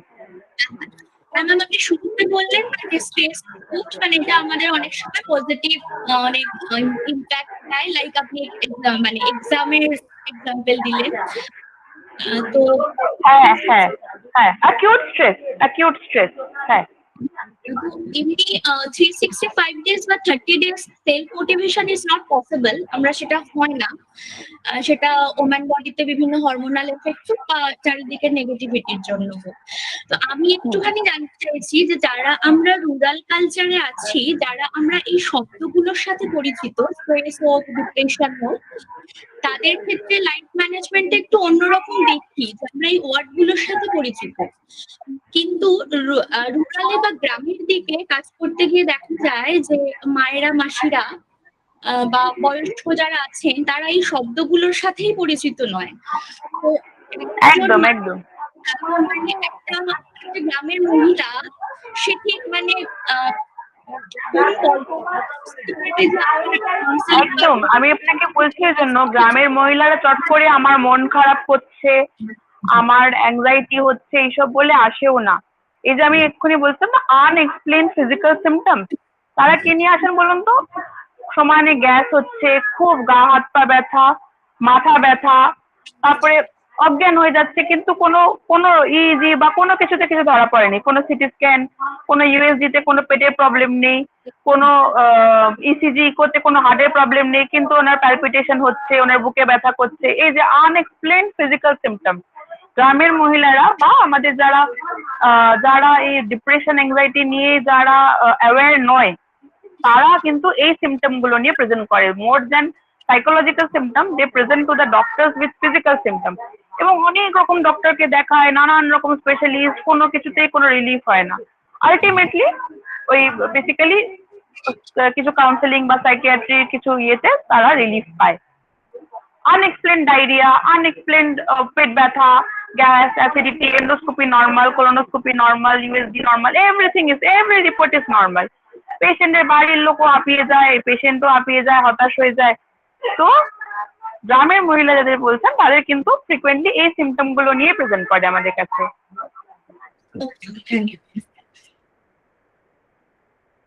কিছু হচ্ছে madam, मैं कुछ जानना चाह रहा था। तो बिल्कुल बिल्कुल सर। जैसे कुछ लोग क्या होता है ना, जैसे कोई केसेस होते हैं जो ओवर इमोशनल होते हैं, चाहे कोई ऐसा भी बच्चा होता है जो इमोशंस बिल्कुल ही नहीं होता है। तो जो हेमिस्फीयर्स हैं, हेमिस्फीयर्स पे मेडिटेशन का कोई रोल है, या जो कॉर्पस कैलोसम आपने कहा कि जो कनेक्टिंग मेडिटेशन का हर दोनों हेमिस्फीयर में रोल है, और starting from our pre frontal cortex, cingulate gyrus, hippocampus, it has role on almost every area associated with emotional regulation, associated with memory, and associated with attention or concentration. दोनों hemisphere का जो connection होता है ना, corpus callosum maintain करते हैं, उसको भी रेगुलेट करता है। जो हमारा प्री फ्रंटल कॉर्टेक्स है, associated with our cognition, associated with our planning, हाँ, उसको भी रेगुलेट करता है। जो हमारा हिपोकैम्पस है, एसोसिएटेड विद आवर मेमोरी, उसको भी। एंड जो अमिगडाला जो इमोशन को कंट्रोल करता है, उस पे भी। ओके, मतलब डायरेक्ट भी है उसमें रोल है उसका, ऐसा नहीं कि मतलब it has been shown to increase the volume of those brain areas, volume of neuronal neuron, मतलब number of neuron have increase after regular meditation for around say 2-3 months। हाँ, और जो शॉर्ट टर्म जो देखा गया कि इट हैज फंक्शन ऑन, मतलब it has effect on the brain firing. Short term जो स्टडी होता है, शॉर्ट टर्म मेडिटेशन का जो, तो they do some functional imaging, okay, functional imaging और brain, and they have seen that meditation improves the firing of those part of brain which are responsible for maintaining arousal, concentration and memory। और long term देखा गया है, तो जो लोग regular meditation करता है, those volumes of those part of the brains have increased in volume than the people who do not practice meditation। Neuroplasticity सुनते हैं आजकल, एक टर्म न्यूरोप्लास्टिसिटी, वो इससे बिल्कुल बिल्कुल। ये इससे जुड़े हुआ है। Meditation, yes, yes. Meditation is actually involved in neuroplasticity. हाँ, neuroplasticity and mirror neuron. Both neuroplasticity and mirror neuron functioning. Okay. Meditation is involved in both of these. Thank you. Mirror neuron, you understand? Mirror neuron are those neurons which are associated with empathy. As human beings, we must have empathy, right? मतलब आपको दुख हो रहा है, suppose आप रो रहे हैं, सामने देख के हमको भी रोना आ गया. So this is the basically function of mirror neuron, or this is basically empathy, and this is the function of mirror neuron. आप yawn किए, हम भी yawn कर दिए, ठीक है? So basically meditation has a great role in altering these neurons involved in neuroplasticity or mirror neuron activities. Thank you, madam. Thank you. May I ask you following? Yes, ma'am. Small children, let's say from the toddler age and so on, up to maybe 10 or so, as far Most as children, madam. From toddler age up to 8 or 10, whatever, children. So usually they don't need to have special, it's not advisable to do pranayama or yoga or meditation with them because they're in their natural state, right, of being in the present and playing. But now, in this our age, where they are continuously digitally present, I wonder if you would advise, as a doctor, even for small children, to be treated with the meditation practice advices in that matter. What do you think? Would that help? And they are addicted to. What is the question, ma'am? ये digital gadgets से बच्चे जो expose, हाँ. जो digital जो mobile देखते रहते हैं, उनको भी हेल्प कर सकता है बच्चों के लिए. उनके लिए कोई सॉफ्ट मेडिटेशन का कुछ हो सकता है क्या? अच्छा, मेडिटेशन ग्रुप आर बेसिकली मतलब इन लोगों को मेडिटेशन में बिठाना बहुत मुश्किल होता है because of their nature of their, but उनको अगर हम कुछ इंटरेस्टिंग दे, ज्यादातर जो डिजिटल हम देखते हैं ना, बच्चे देखते हैं shorts, reels, cartoon, they have very high what do you से, मतलब स्क्रीन बहुत जल्दी रैपिडली चेंज होता है. हाँ, तो हम अगर थोड़ा थोड़ा करके टाइम कम कर दे, स्क्रीन का टाइम रेस्ट्रिक्ट कर दे, नंबर 1, और नंबर 2 जो भी देख रहा है अगर ऐसा कुछ दे जिसमें स्लो मूविंग कोई स्टोरी चल रहा है. वी आर नॉट, ऐसा नहीं कि पहले दूसरे ही दिन से बच्चों को बोल दिया आपको बिल्कुल टीवी नहीं चलेगा, ये नहीं चलेगा, बिल्कुल नहीं, ऐसा नहीं. टीवी देखो, लेकिन कुछ प्रोग्राम होता है ना जो स्लोली स्टोरी को बोलते हैं, कुछ कार्टून्स होते हैं जो स्लोली स्टोरी को बोलते हैं, रादर देन फास्ट मूविंग और एक्शन टाइप का cartoon. We introduce the child to some, जैसे पंचतंत्र के स्टोरी, स्लो होते हैं, बहुत फास्ट एक्टिविटी नहीं होता है, बहुत मारपीट ऐसा नहीं होता है, उस टाइप का थोड़ा, या कुछ जैसे 10-12 ईयर के बच्चे तो इमोशनल स्टोरीज भी समझते हैं, तो कुछ ऐसा स्टोरीज जिसमें फास्ट एक्टिविटी नहीं है, बहुत मार दंगा नहीं, ऐसा कुछ नहीं है, लेकिन बच्चे एंजॉय भी कर सके. सो हाउ इट हेल्प कि बच्चे को एकदम दूसरे दिन से स्क्रीन टाइम 4 आवर से 0 आवर भी नहीं करना पड़ा, एक विड्रॉल भी नहीं हो रहा है, और बच्चे कुछ अच्छा भी सीख रहे हैं और बच्चे का अटेंशन बना रहे, ऐसा कुछ भी हम दिखा रहे हैं, रादर देन रील्स, शॉर्ट या रैपिड कोई एक्शन टाइप का कार्टून, पोकेमॉन, ये सब के instead of all this we introduce to some slow moving story, slow story. Okay, because बच्चों को तो हम ध्यान पे बिठाना, बहुत कम बच्चे होंगे जिसको उतना इजीली बिठा पाएंगे, ऐसा नहीं कि बिठा नहीं पाएंगे, but with time, पहले 2 minutes, फिर 5 minutes, फिर 15 minutes, we will be able to. But first दिन से जो करना है, वो हमको करना है कि उसको better alternative को हम introduce करें. Okay. It's very difficult to restrict, मतलब to cut down और make it पूरा zero, क्योंकि हम मम्मी पापा भी तो स्क्रीन पे लगे रहते हैं ना. पहली बात तो है कि हमारा खुद का स्क्रीन टाइम थोड़ा कम करना पड़ेगा, स्पेशली उनके सामने. Ma'am, effects of meditation, human feelings. আমাদের হিউম্যান ফিলিংস কোনগুলো আমরা ধ্যানের মাধ্যমে নিয়ন্ত্রণ করতে পারছি, বা সেই human the effects of meditation, এবার হিউম্যান ফিলিংস যেমন সুখ, দুঃখ, যন্ত্রণা, সন্তোষ, উপেক্ষা, এগুলো আমরা ধ্যানের মাধ্যমে কি করে নিয়ন্ত্রণ করতে পারছি, মানে কোন জিনিসটা হিউম্যান ফিলিংসের কোন জিনিসটা ধ্যানের মাধ্যমে meditation is হ্যাঁ। আপনি একটু আরেকবার বলুন, আমি আসলে কোয়েশ্চেনটা ঠিক বুঝতে পারছি না. इमोशंस के कंट्रोल করার জন্য हाँ। इमोशंस को जो कंट्रोल करेंगे तो ध्यान के माध्यम से वही क्वेश्चन है इसका, कैसे, मतलब वो कहाँ एक्ट करेगा, कैसे एक्ट करेगा. ओ इमोशन को, अच्छा तो ইমোশন বেসিক্যালি जो আমি বললাম না, মেডিটেশন বেসিক্যালি আমাদের ব্রেনের ওই এরিয়াগুলোকে চেঞ্জ করে যেগুলো ইমোশন, অ্যারাউজাল, এক্সাইটমেন্টকে ডিরেক্টলি কন্ট্রোল করে. ঠিক আছে, তো ইমোশন মানে আমাদের কিছু পজিটিভ ইমোশন হয়, কিছু নেগেটিভ ইমোশন হয়. ফিয়ার, অ্যাংজাইটি, তারপরে হচ্ছে মানে কি বলবো, ফিয়ার, সন্দেহ, অ্যাপ্রিহেনশন, এগুলো হচ্ছে আমাদের নেগেটিভ ইমোশন.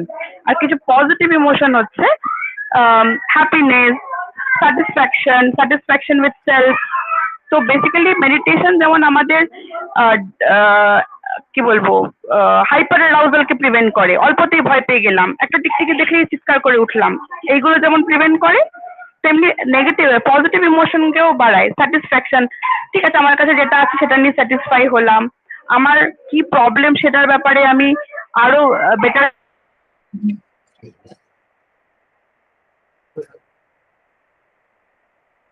বুঝলাম. আমরা অনেক সময় না নিজেদের ইমোশন চাইছি, তো মেডিটেশন থেকে আমাদের নিজেদের ইমোশন গুলোকে বুঝতে স্যাড হচ্ছি না, আমি হচ্ছি স্যাড হচ্ছি, তো কি জন্য হচ্ছি, আমি কি পাইনি বা কি এক্সপেক্ট করছি বলে আমি স্যাড হচ্ছি.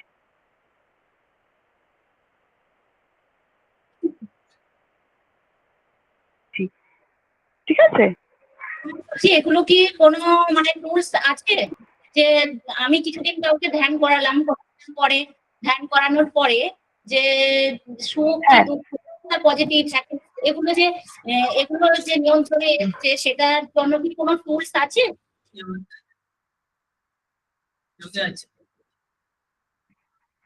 আপনাদের মানে মেডিকেল, হ্যাঁ আমাদের মাইন্ডফুলনেস বেস থেরাপি হয়, এগুলো বেসিক্যালি কাজই এটা যে আমাদের নিজেদের কগনিশন বা নিজেদের থটের ব্যাপারে ফার্স্টে নিজেদেরকে অ্যাওয়্যার করানো, এবং তারপরে with the help of mindfulness base therapy আমাদের সেই থটস গুলোকে চেঞ্জ করা, আমরাই আমাদের থটস চেঞ্জ করব.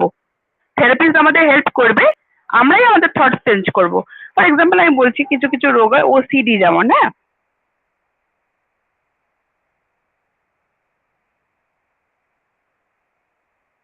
ওদের খালি মনে হয় আমার হাতে লেগে গেছে, আমাকে মারা ধুতে হবে, আদৌ কিছু করলেও যান আমি তো এইগুলো পাও নাই. কিছু থেরাপি হয় যেগুলো হচ্ছে আমাদেরকে আমাদের এই থট গুলোকে চিনতে হেল্প করে যে আমার প্রবলেমটা কোথায়.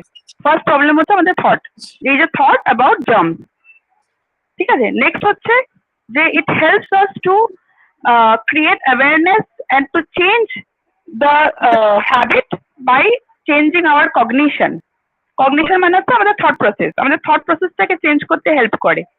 তারপরে it helps us to change the habit. Next আমরা মানে অনেক সময় আমরা পেশেন্টকে ডায়েরি মেনটেন করতে বলি যে আমরা কি থট এলো, কি থটের এগেনস্টে কি ইমোশন এলো, আর কি অ্যাকশন আমরা নিলাম. এবার যখন আমরা থেরাপি করছি তখন সেম থটই কিন্তু আসছে, তার এগেনস্টে দেখলাম আমাদের অ্যারাউজাল কম হচ্ছে, তার এগেনস্টে আমাদের অ্যাকশন কম হচ্ছে। আগে যেই থট এলেই হাত ধুতে ছুটতাম, এখন থট আসছে বাট এখন আমি সেই নিয়ে অতটা ওয়ারিড হচ্ছি না, এবং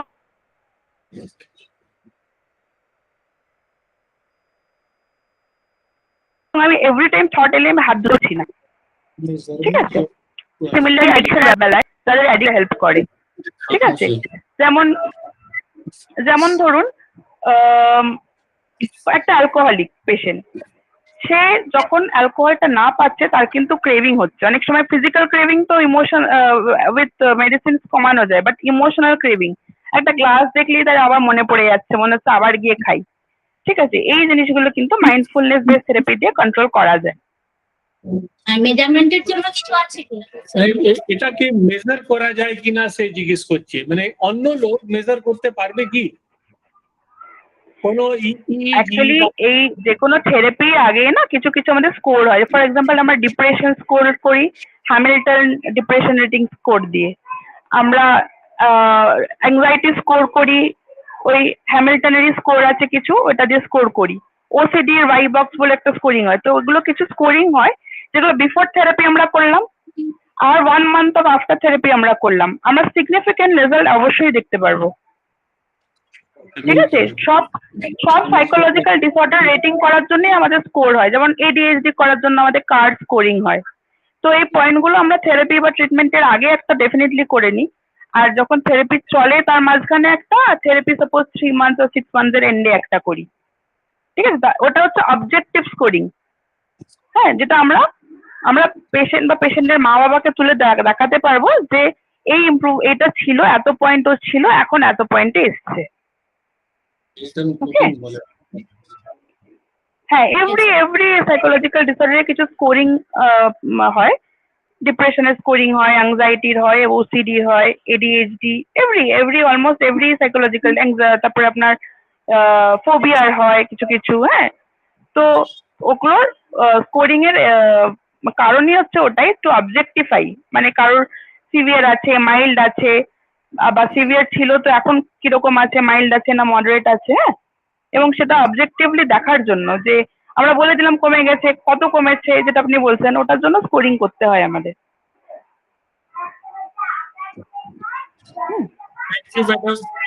thank you so much. Thank you sir.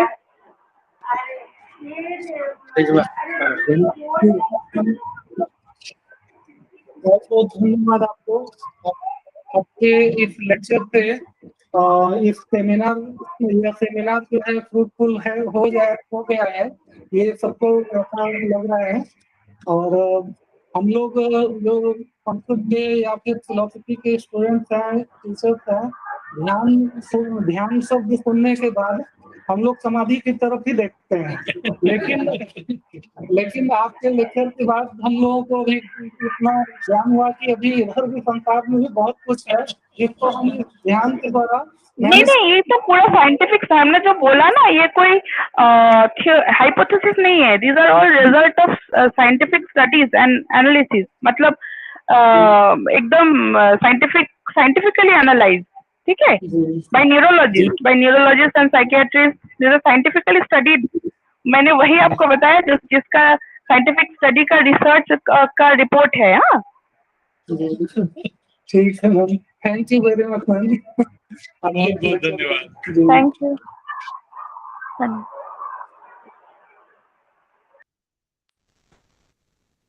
कोई है नहीं, मिलो है ना, बहुत मेरा है वो तो रियली अच्छा। और कुछ है? आपको अच्छा, इस एक दिवसीय राष्ट्रीय संगोष्ठी में कुल 4 लेक्चर हुए, जिसमें हमने एक अलग पैरामीटर पर इस लेक्चरों को सुना, जिसमें कि शास्त्रीय आलोचना भी हुई और उसके साथ साथ मेडिकल साइंस के ऊपर भी विचार हुआ, जिसमें कि देश के बहुत बड़े एक हॉस्पिटल के प्रोफेसर, जो कि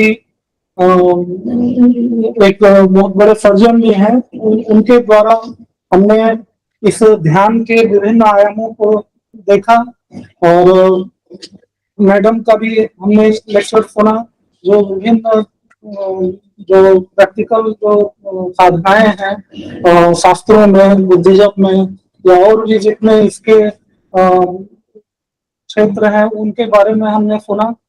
और फिर अभी एक लेक्चर हमने सुना मैडम का, तो इन सब और बुद्धिज्म के विपස්සना के ऊपर भी हमने बहुत गंभीर एक लेक्चर सुना जो कि प्रैक्टिकली दिखा कर किया गया। तो इन सब से हम लोगों को बहुत ही लाभ हुआ है और इस सेमिनार की परिकल्पना हमारे आदरणीय प्राचार्य जी ने किया, इसीलिए उनको बहुत बहुत धन्यवाद। और इस सेमिनार में जो धन के द्वारा सहयोग देने वाले हमारे सेंट्रल संस्कृत यूनिवर्सिटी के जो अधिकारी गण हैं, कुलपति माननीय कुलसती जी को और रजिस्ट्रार माननीय रजिस्ट्रार जी को भी धन्यवाद देता हूँ। और विशेषकर जो यूनिवर्सिटी और इस कॉलेज को जोड़ने में सेतु वाला काम करने वाले और हम लोगों को हमेशा मार्गदर्शन देने वाले हमारे जो चेयरमैन सर हैं, उनको भी बहुत बहुत धन्यवाद। और इतना जो हमारे अध्यापक गण अध्यापिकाएं जिनके सहयोग से ये सेमिनार संभव हो पाया है, उनको बहुत बहुत धन्यवाद देता हूँ। और हमारे जो छात्र छात्राएं हैं वो इतना समय दिया और इसको सफल बनाए, उनको धन्यवाद देते हैं। और इसके अलावा विभिन्न जो ये यांत्रिक कार्यों में और भी जो ऑफिस का जो सहयोग मिला है उसके लिए सभी को धन्यवाद देता हूँ। और इसी के साथ मैं अपनी वाणी को विराम देता हूँ।